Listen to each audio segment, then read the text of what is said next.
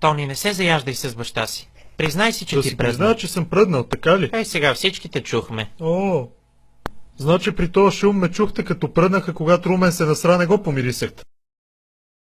Майко, винаги съм очаквал, че можеш да ме запоставиш пред гостите. Това е в твой стил. Но ти, татко... Синко, няма нищо лошо да си признаеш, че просто си ял нещо развалено. Да си признаеш, че едва не се насра, бе, лайнар. Я би майката, бе! Бастун!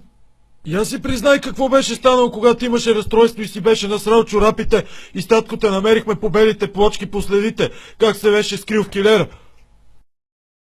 Да се бях насрал тогава, нямаше да ми мерите на главата, да ви заеба от букуците нещастни всичките. Да ви го набие кон, да ви го набие дано. Стига си ревал толкова, бе, надуни го. Не ми казвай какво да правя, бе! Изкофел тапир! Значи смяташ, че тук не мога да се отмерише, понеже съм пръднал. Тогава сега ще проветрим веднага. А сега влиза ли въздух, а? Ти се успокой, се може да... Влиза ли въздух сега, бе? Лайнар, такъв цяла вечер правиш сцени с присъщата шамара най-накрая. Аре, бе, аре, давайте, бе! Аре да се биеме! Аз и ти долу пред блока! И да им покажем на съседите на кой са му по-мръсни гащите. Знаеш ли как смърди хола, когато се прибираш от работа? Дъртофелник скапан! Тук всичките стаи миришат обществен кенеф, аз излизам.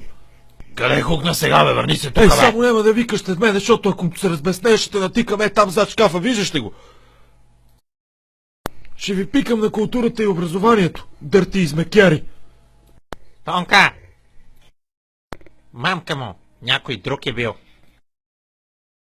Радке, не се ядосвай.